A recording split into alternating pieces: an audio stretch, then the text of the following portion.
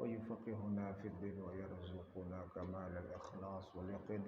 بسم الله الرحمن شيخنا ومعلمنا في الدين ومؤلف هذا الكتاب أن الله تعالى يتغشاهم بالرحمة والمغفرة وينفعنا ببركاتهم وأسرارهم وأنوارهم وعلومهم. وإلى حضرة النبي محمد صلى الله عليه وسلم. سر الفاتحة. أعوذ بالله من الشيطان الرجيم. بسم الله الرحمن الرحيم.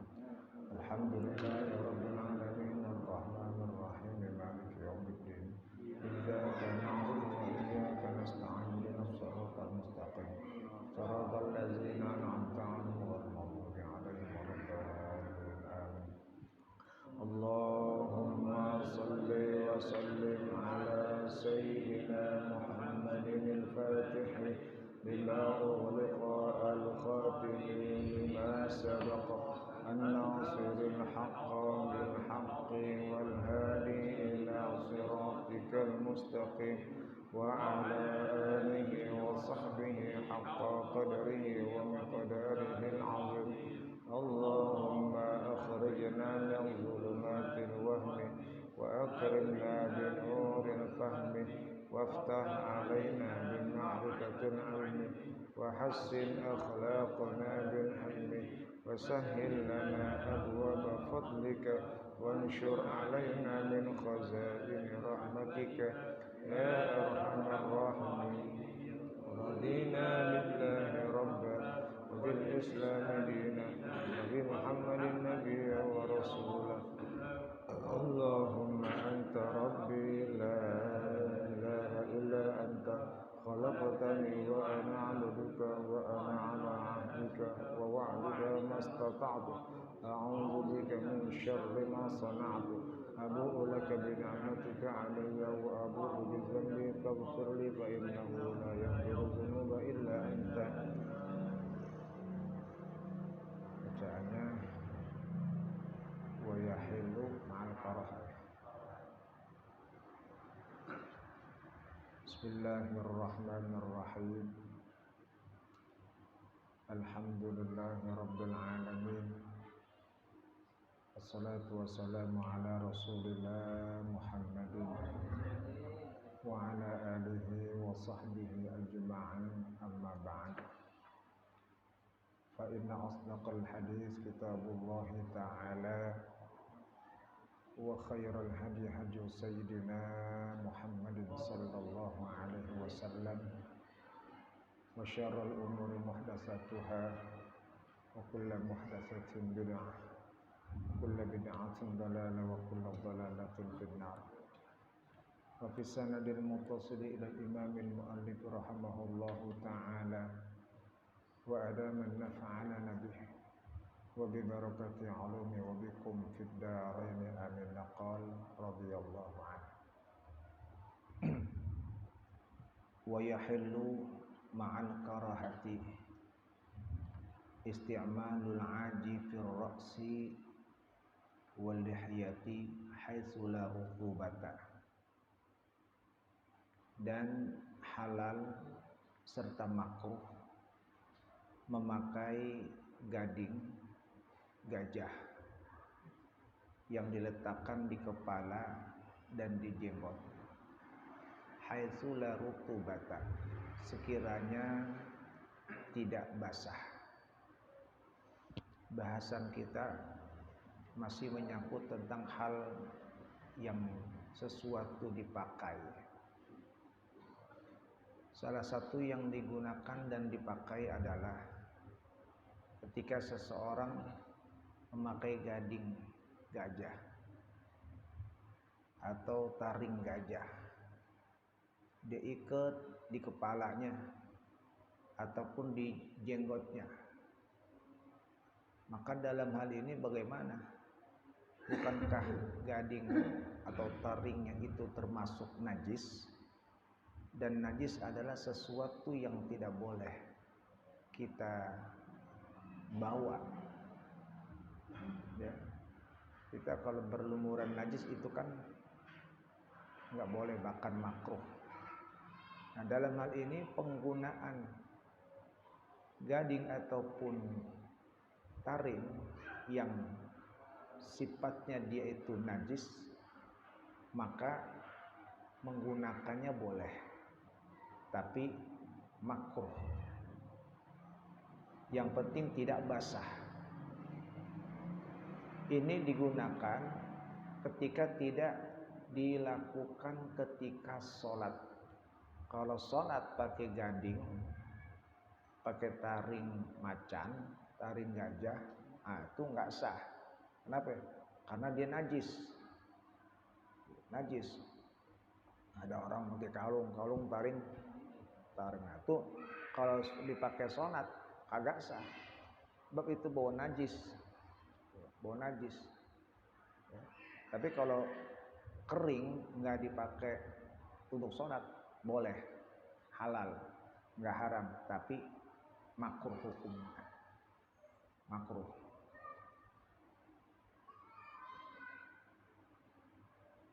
Berikutnya lagi, wa israjun bi mutanajjisin bi ghairi mughallazin illa fi masjidin. Boleh serta makruh menerangkan lampu dari minyak yang bercampur dengan najis. Lampu colen, minyaknya pakai campuran najis, itu ya, bi ghairi mughallazin, yang penting bukan najis mughallazah, itu halal juga, tapi makruh karena mengawetkan najis. Harusnya najis dibuang, jangan diawetin. Itu boleh juga. Illa fi masjidin, kecuali kalau digunakannya di masjid. Kalau di masjid tempatnya suci. Kalau pakai lampu colen yang bahan bakarnya minyaknya campuran najis, itu nggak boleh. Karena masjid harus bersih dari najis. Tapi kalau di rumah kita menggunakan lampu yang memang dia itu bercampur dengan najis bahan bakarnya, maka boleh-boleh saja, tapi makruh. Wa in qalla dukhanuhu, meskipun asapnya dikit. Biasanya kalau sumbernya najis, asapnya akan terbawa najis juga. Bagaimana kalau asapnya dikit? Sama juga, halal pokoknya. Tidak haram. Khilafan li jam'in, berbeda bagi sekelompok ulama. Kalau sebagian ada yang mengatakan kalau di masjid boleh-boleh saja. Ini ada khilaf. Yang ketiga, wa tasmidu ardin binajisin, membuat pupuk tanah dengan najis. Halal.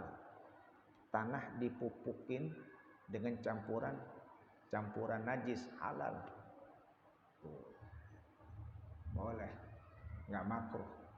Halal, tapi makruh. Makruhnya kenapa? Karena mengawetkan najis. Kalau pupuk kandang, itu boleh.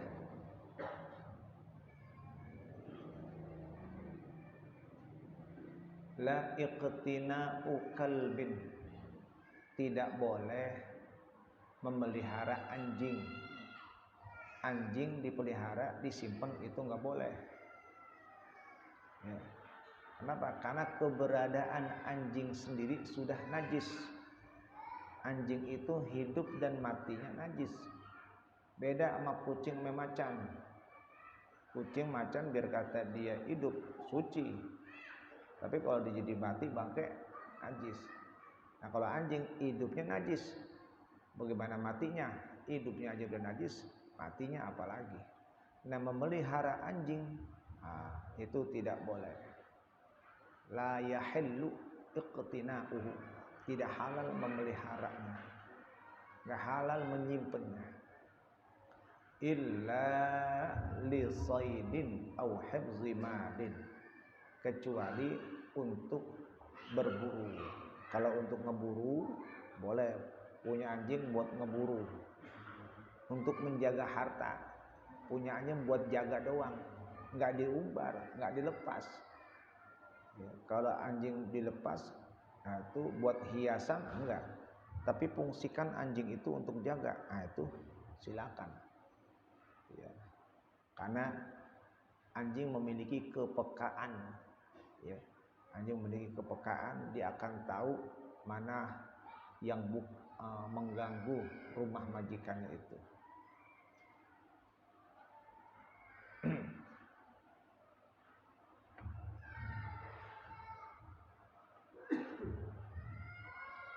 Wa yukrahu walau limra'atin tazinu ghairil ka'bati, makruh meskipun perempuan menghiasi sesuatu selain Ka'bah. Kamasyhadil salihin, seperti kuburan orang-orang yang saleh. Bi ghairi haririn, dengan selain sutra. Wa yahrumu bihi, dan haram dengannya.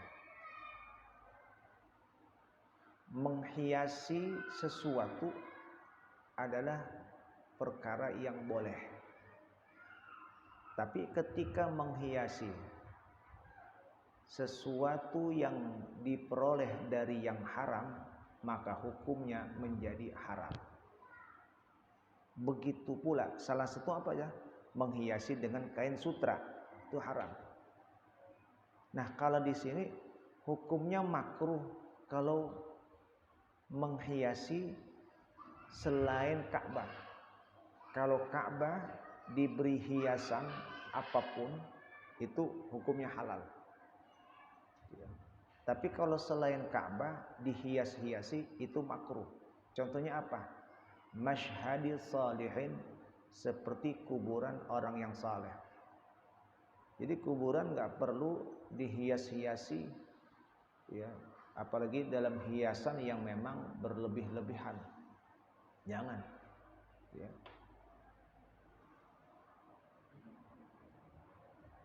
Kenapa? Karena hal tersebut, ya, sesuatu yang tabzir, gitu, ya, dianggap tabzir. Nah itu bukannya kagak boleh, boleh, ya. Boleh menghiasi kuburan, cuman makruh.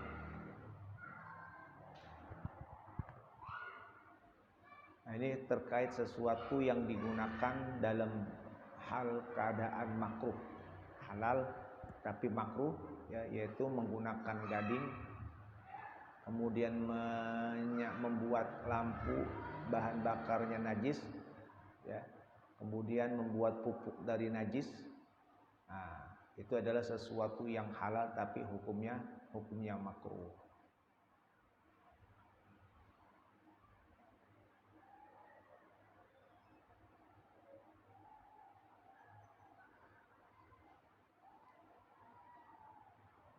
Wa ta'ammumun, dan sunnah bagi orang yang akan melakukan sholat Jumat memakai imamah, memakai surban.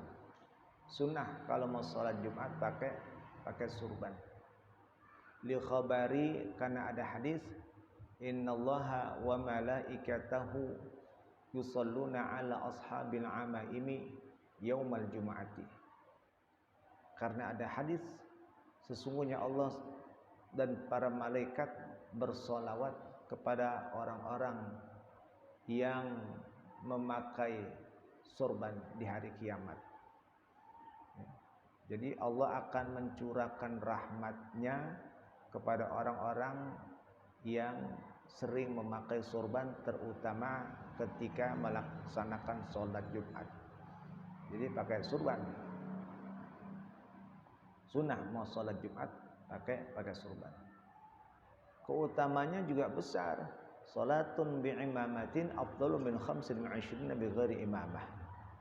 Salat dengan memakai imamah, pakai sorban, itu lebih afdal daripada 20 kali salat, 25 kali salat tanpa sorban. Ya. Beda. Kita salat pakai sorban sama orang salat yang enggak pakai sorban. Lebih banyakkan pakai sorban. Tuh. Sorban itu bukan khusus orang yang sudah berangkat haji. Siapa juga boleh. Selempangin, nah, ikat dah. Ya, pahala.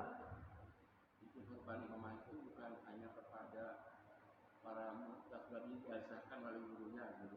Enggak. Atau kepada para guru atau saja yang pakai. Enggak ada ijazah seperti itu. Ada memang ijazah, ada ijazah, tapi dalam hal memakai ini tidak harus diijazahkan dulu. Pakai aja. Kalau mau pakai ijazah itu lebih afdal. Jadi ada sanadnya nyambung. Dia memakai imamah. Dulu saya diijazahkan juga.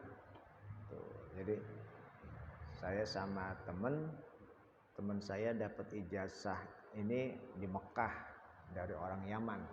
Gitu. Itu bawa sorban sendiri dipakain. Kayak gitu. Hah? Iya, diijazahin.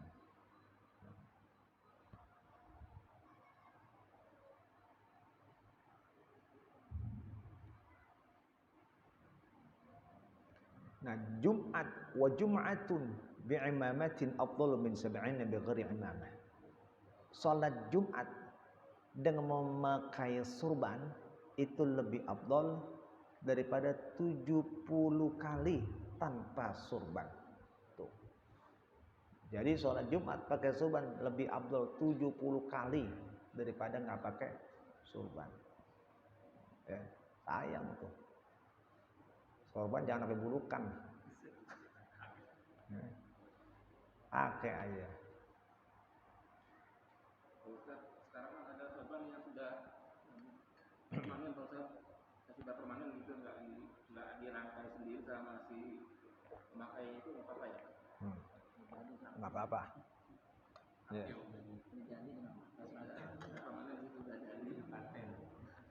Boleh, nggak apa-apa gitu.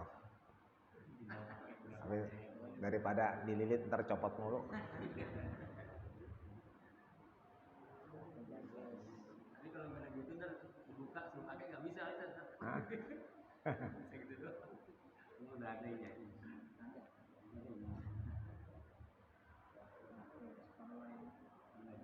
Cuman buntutnya panjang banget. Iya. Panjang banget. Kalau warna ada pengaruh nggak Pak Ustaz? Warna apa tuh? Warna putih, misalkan buat hijau. Maksudnya dia misalkan ada atau apa gitu yang hijau warnanya untuk warna apa gitu. Iya, memang sih warna yang paling bagus putih. Tuh. Jadi afdhalus thiyab baydha. Jadi warna pakaian yang paling bagus warna putih. Tuh, paling bagus.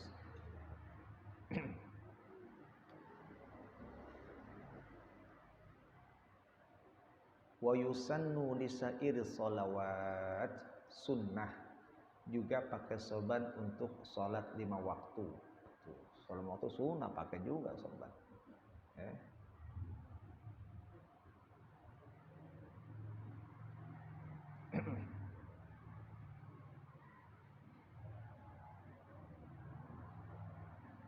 Jadi itu keutamaan di dalam di hari Jumat, bahwa ada nilai lebih ketika kita sholat Jumat, terutama ketika kita menggunakan sorban. Kalau kita pakai sorban itu pahala dan nilainya pun sangat besar. Jadi benar-benar membawa nilai dan manfaat yang sangat besar ketika seseorang menggunakan sorban dalam pelaksanaan sholat Jumat ataupun sholat-sholat 5 waktu. Ya.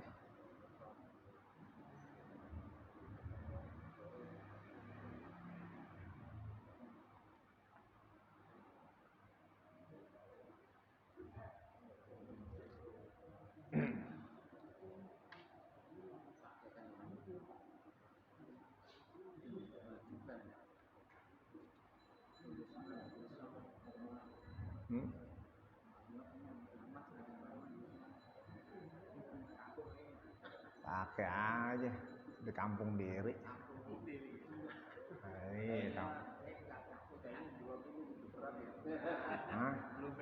Belum pede. Ya kalau nggak dicoba ya nggak bisa. Dan sayang pahalanya. Pahalanya besar.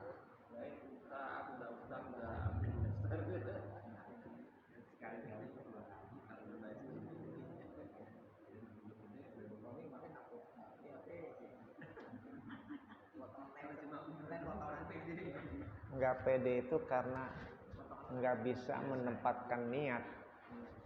Makanya niatnya apa? Niatnya menjalani sunnah Rasul. Nah itu. Iya. Masa sunnah Rasul nggak mau dijalanin? Oke.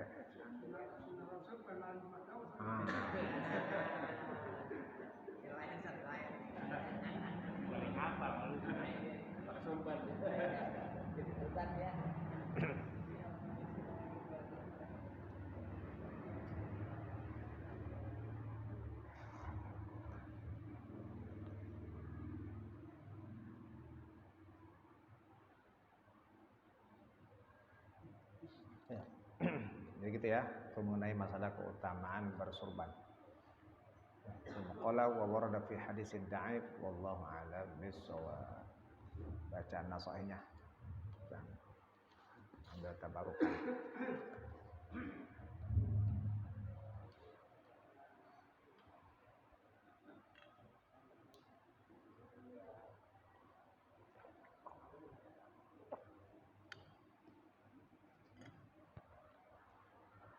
Yang mana nih? Hah?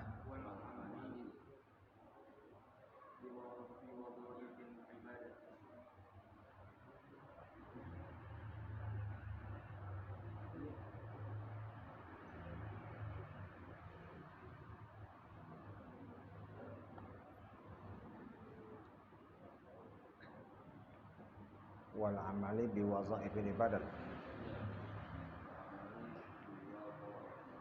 Bismillahirrahmanirrahim. Wal amali bi wazaifil ibadati. Dan salah satu manfaat dari kaki yang Allah berikan adalah menggunakan dalam kegiatan-kegiatan ibadah. Ini kan masih menyangkut masalah kaki. Bahwa dikatakan fa iyyaka an tamshiya bihim ila haramin aw ma'siyatin aw i'anatin 'ala batil. Jauhin engkau berjalan dengan kedua kakimu ke tempat yang haram atau maksiat atau menolong kebatilan atau hal-hal yang tidak ada manfaat kecuali ke tempat yang baik. Seperti apa? Thalabil ilm, menuntut ilmu. Ya. Jalan ke masjid untuk melakukan salat 5 waktu. Jalan ke masjid untuk salat berjamaah dan beramal dengan berbagai macam kegiatan-kegiatan ibadah, zikir, ya, semua. Itu kaki digunain, dimanfaatin. Jangan sampai kaki ini melangkah ke tempat-tempat yang tidak membawa manfaat kebaikan.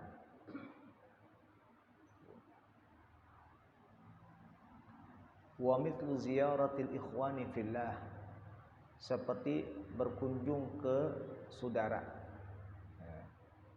Jadi berkunjung ke rumah saudara kita, silaturahim, kaki kita. Nah, itu tuh. Wa qada'i hawaijil muslimin, meluluskan kebutuhan hajat-hajat orang-orang muslim. Orang-orang muslim punya hajat nih, dia ngundang, kita datang. Orang muslim dia butuh bantuan, ya kita datang. Jangan sampai kita nggak datang. Tuh.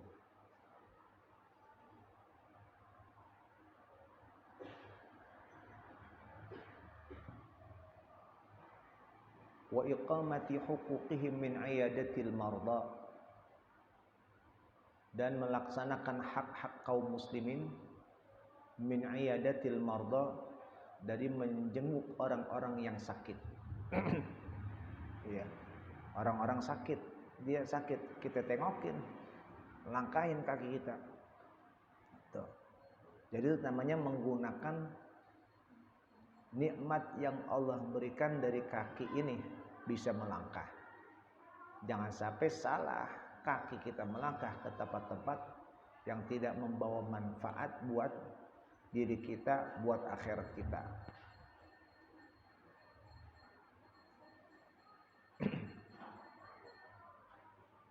Undangan orang sakit, undangan sholat jenazah, itu datang.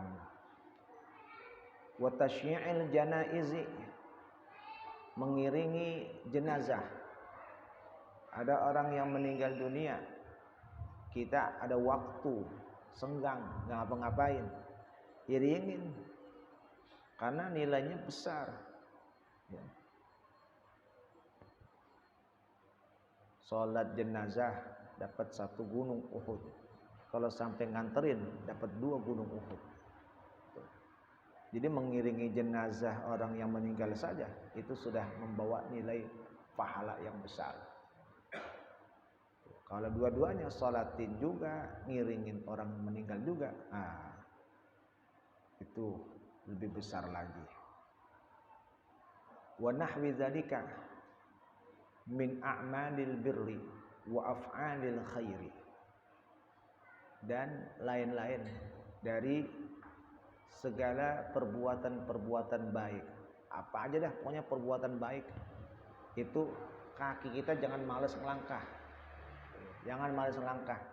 Pokoknya kalau diajakin kebaikan, ya kalau bisa jangan nolak. Tuh ya. Diajakin kebaikan jangan nolak. Selagi masih bisa melangkah. Ayo ngaji, ayo salat jamaah, ayo zikir. Tuh ya. Ayo ada undangan jamaah ini. Ayo. Tuh ya. Itu punya nilai besar.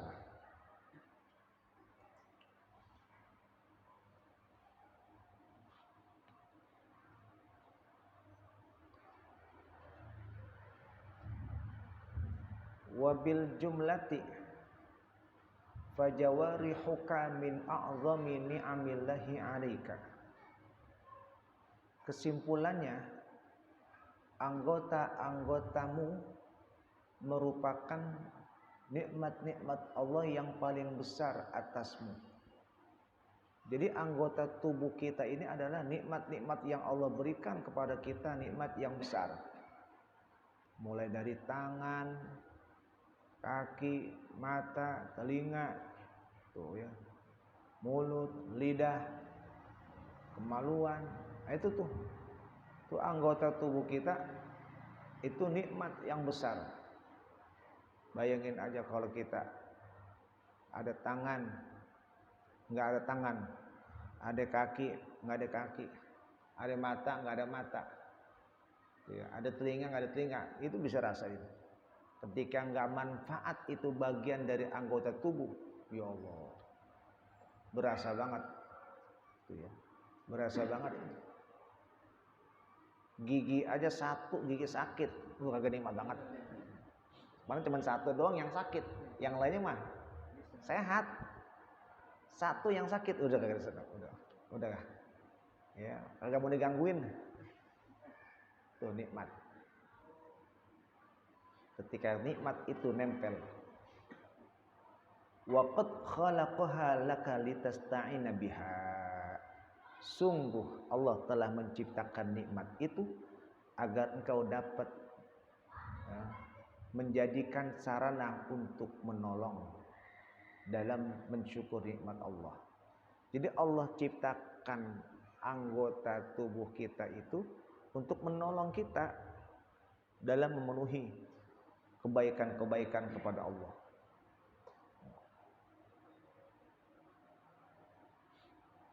Wa tas'a biha ila ta'atihi, dan engkau dapat berjalan dengannya menuju taatnya. Jadi dengan anggota tubuh ini kita bisa berjalan menuju ketaatan kepada Allah. Fa in ista'maltaha fi ma khuliqat lahu min at-ta'ati wal muwafaqati faqad syakarta wa sirta minal muhsinin. Jikalau kau gunakan anggota tubuhmu pada apa yang telah engkau diciptakan dari ketaatan dan menyepakati atau yang sesuai dengan ridha Allah, faqad syakarta, sungguh engkau telah bersyukur, wasirta minal muhsinin, dan engkau menjadi orang-orang yang berbuat baik. Jadi kalau anggota tubuh ini kita gunakan sesuai apa yang Allah ciptakan dalam menciptakan anggota tubuh itu. Apa? Ketaatan. Allah ciptakan kaki untuk melakukan sholat jamaah.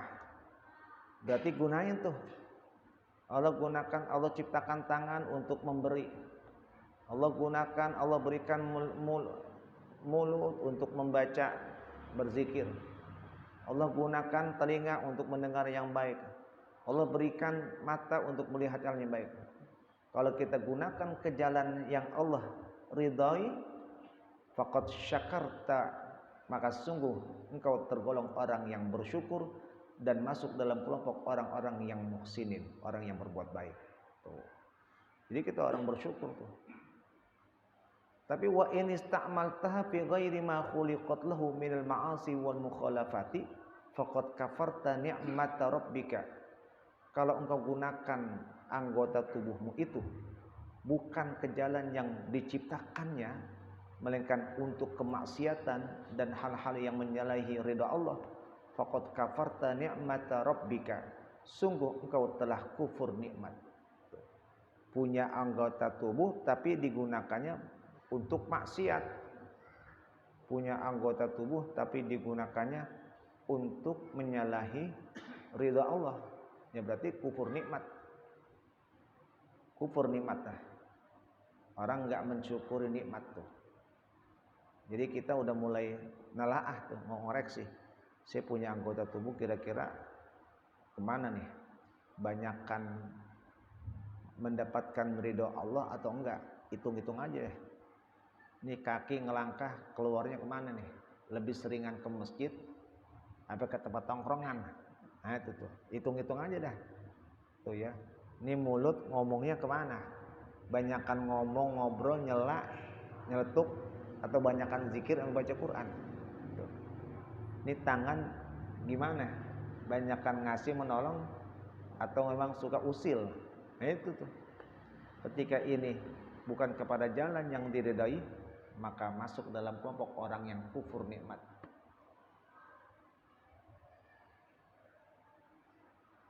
Wa khuntahu fi amanatihi allati i'tamanaka 'alaiha. Dan bila demikian engkau telah berkhianat pada amanah yang telah diberikan amanah kepadamu. Tuh. Jadi kalau gitu khianat tuh. Ya, khianat. Kalau tidak menggunakan anggota tubuh dengan benar berarti telah khianat. Fa innal jawariha minal amanatil lati i'tamanaka 'alaiha rabbuka. Maka sungguh anggota tubuh itu merupakan amanah yang sudah Allah amanahkan kepadamu. Jadi anggota tubuh ini amanat. Hati-hati tuh. Ya. Yang namanya amanat, contohnya gini. Kalau orang ngasih titipan motor, aneh nitip motor sini ya, gitu. Pas saatnya orang itu mau ngambil, pasti kalau ada yang janggal nanya gak? nanya. Ini spionnya kok gak ada? Tuh, ya. Spionnya gak ada, ini lampunya kemana? Nanya, ditanya. Gitu, ya, ditanya. Kenapa? Karena ketika dia ngasih, baliknya beda. Begitu pula nikmat, begitu pula nih anggota tubuh Allah kasih. Nih, ketika balik nanti ditanya. Ini kaki ada gompal dikit nih. Ini kirain mulus nih jalannya. Kok jalannya miring sebelah? Tuh, ditanya. Ya. Di tangan beda nih, panjang sebelah. Yang satu panjang, yang satu pendek. Tuh, ditanya. Mata begitu juga. Kayak kita dah. Kalau kita dititipin sesuatu, kita menitipkan sesuatu ke orang lain, ketika barang yang kita titipkan ada hal yang janggal, kita pasti yang punya bakal nanya. Nggak mungkin kita diam aja. Nggak mungkin, pasti kita tanya. Dititipin mobilnya baret, nanya, kok baret nih? Nanya, bakal ditanya. Artinya apa? Minta pertanggungjawaban. Tanggung jawab dong gimana nih? Nanti pun begitu. Ketika di yaumil qiyamah, karena kita punya anggota tubuh yang Allah kasih, itu merupakan satu amanah, maka amanah itu nanti diminta pertanggungjawaban. Kaki kita kemana, tangan kemana, mulut kemana, telinga kemana, mata kemana, ya, kemaluan kemana, semuanya itu ditanya-tanya semuanya. Ya, inna sam'a wal basara wal fu'ada kullu ulaika kana anhu mas'ula. Pendengaran, penglihatan, hati, semua nanti bakal ditanya. Kita punya mata, mata ditanya. Kita punya telinga, telinga ditanya. Ya, kita punya mulut, mulut ditanya. Kita punya hati, hati ditanya. Diminta pertanggungjawaban. Jadi berupaya dengan nikmat-nikmat yang menempel pada kita sebagai anugerah, limpahan yang Allah berikan kepada kita, jaga nikmat ini. Idza kunta fi ni'matin far'aha fa innal ma'asiyatu ziddun ni'am. Bila mana kau berada dalam satu kenikmatan, maka sungguh kemaksiatan itu akan menghilangkan kenikmatan. Fahafiz 'alaiha bitaqwal ilah. Jagalah, ya, dengan ketakwaan nikmat itu. Fa innal ilaha sari'un iqam. Maka sungguh siksa Allah begitu cepat sekali menyambar, ya, orang-orang yang tidak pandai menjaga nikmat tersebut. Tuh. Ya.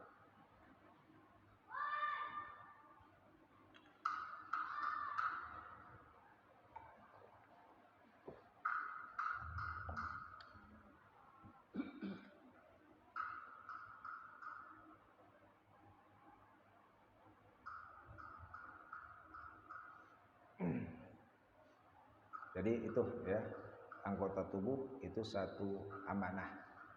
Yang namanya amanah pasti harus dijaga.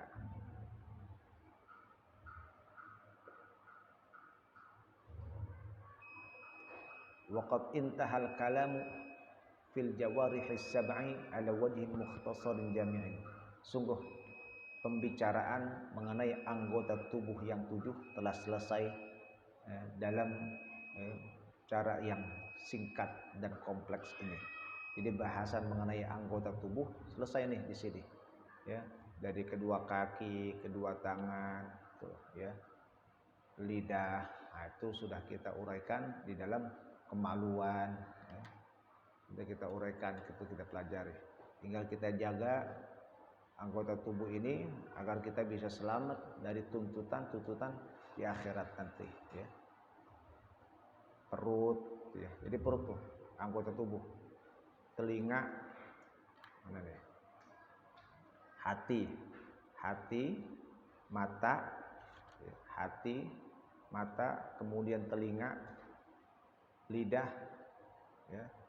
Kemudian perut, ya.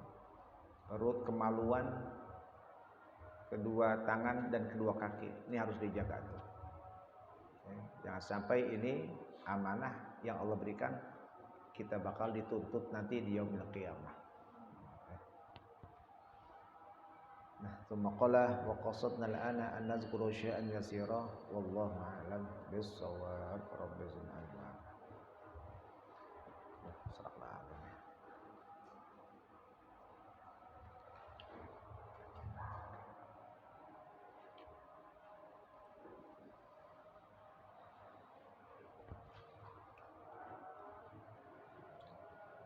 Bismillahirrahmanirrahim. Ada jamaah, ada maklumat undangan Bapak. Undangan yang pertama malam ini undangan maulid dan tasyakuran dari Habib Umar, tetangga kita di RT 5 ya, habis sholat isya. Kemudian malam minggu undangan maulid di Nurul Jalal ya. Itu 2 undangan, kita jawab insyaallah. Bismillahirrahmanirrahim. Alhamdulillahirabbil alamin. Hamdan yuwafi ni'amahu wa yukafi'u mazidah. Ya Rabbana lakal hamdu wa lakal syukru kama yanbaghi li jalali wajhika wa li'azimi sultanik. Allahumma shalli ala sayyidina Muhammad wa ala ali sayyidina Muhammad. Allahumma anfa'na bima 'allamtana wa 'allimna ma yanfa'una wa 'allimna ma jahilna wa zakkirna ma nasina wa zidna 'ilman nafi'a. Alhamdulillah ala kulli hal wa na'udzu bika min ahwali bi rahmatika ya arhamar rahimin ya arhamar rahimin. Sallallahu ala sayyidina Muhammadin wa ala alihi wa sahbihi wasallam. Alhamdulillah rabbil alamin.